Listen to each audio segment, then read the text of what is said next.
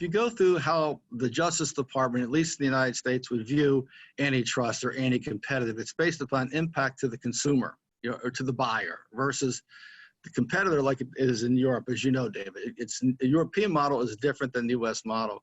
And if you look at most of their business models, the services they provide are basically free or very low cost.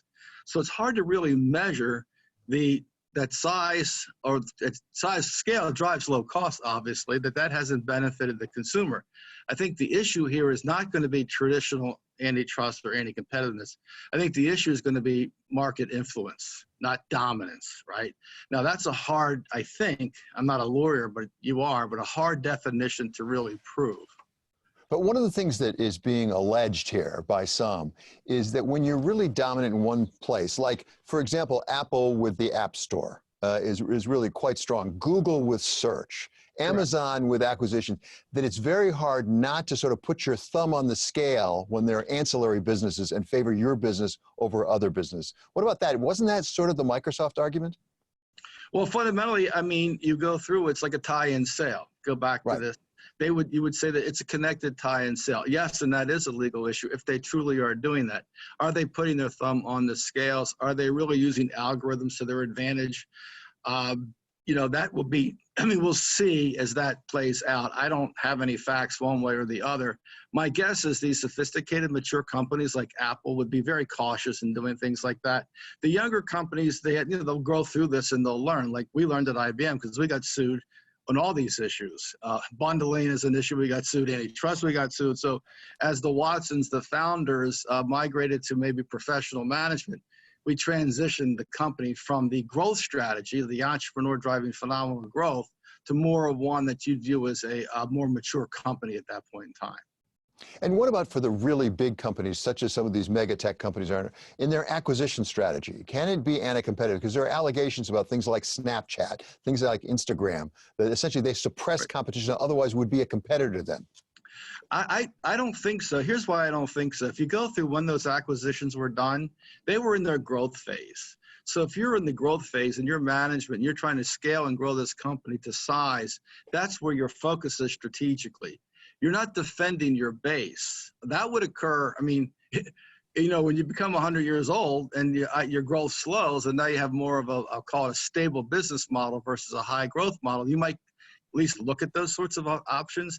I just believe those companies were in the growth phase. They were looking for areas to expand growth. In the Facebook example you've mentioned, I mean, the more users they have, it's a bigger base for their advertising models. Also true for Google, it's a bigger base for their advertising models. I just believe that the strategy of the company then was grow, grow, grow, grow. Now, I mean, we'll see 20, 30 years from now if that behavior would continue to exist, because as you know, the expectations of Wall Street are going to change as these companies will mature and stabilize. But on antitrust, I think the biggest issue, at least I've learned over the years, it won't be regulation. It's going to be technology shifts in competition. This is a very, very tough industry. I spent 40 years in it. Technology never stops. It never stops. It's on steroids. And it continues to invent itself and reinvent. And those transitions is where, when IBM went through antitrust, we missed the basically PC client server era. That's what hurt IBM, led to the restructuring. Now, obviously, IBM recovered since then. When Microsoft went through it, they missed the internet. Obviously, they've done a nice job with new management, Satya, recovering from that. I can take you through Intel as well, but fundamentally, you can see what happened over time. Now, I know it's hard for regulators and for governments to have the perspective of will happen over time. So if you have a concern, what should that concern be? And let's focus there. Quite honestly, I think the bigger concern to me is responsible use of the data and privacy. That is a bigger societal effect than whether they do something for free and sell an ad. Sam, you mentioned Intel. Big news out of Intel that they are at least considering the possibility of moving away from chip manufacture as opposed to design. They've really had, as I understand it, an essential part of their strategy to do both together. How big an earthquake is that in the tech area? Well, I guess it's a technology transition. If you go through when Intel and the PC, like when the PC-centric model drove the technology industry, Intel and Microsoft were the two big winners. And those others like Dell, IBM, Compaq, HP, et cetera, we did well, but they were the winners. And they all came under scrutiny. And I referenced the Microsoft suit, Intel as well.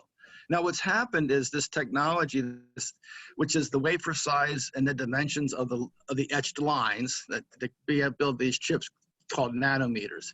It's moving very, very quickly. You're going from 10 to 7 to 3. And it's very expensive to make that transition technologically, and production challenges associated with it, which you heard they had a delay, which is not unexpected given the challenges of those technology shifts.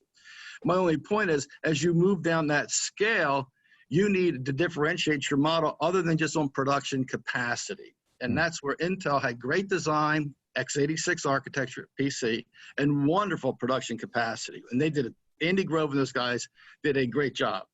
And they were competitors of ours, IBM, but they really did a great job. You put that aside, that's all changed, and that model is changing. So I think what you heard announced with earnings was that they're reflecting on that model. Now it's a transition. I can't imagine they're going to go a completely shift from a design production fab company to one that's strictly design, like AMD has made the transition to strictly design, and they use Global Foundries as the fab. One of the things that mega tech, the big tech companies claim, is that we need bigger tech in the United States to compete with the Chinese, because there's a very big competitor globally on the playing board. Is that right? What is the situation in tech as we compete with China? I believe the way we compete is the way we competed in the past. That doesn't mean we sit and we throw rocks at each other, China, US. It doesn't mean we set off global trade wars or cold wars on economics or those sorts of things. It means that we enable the private sector with government and with the research organizations, that tends to be the leading universities, to scale these businesses to compete.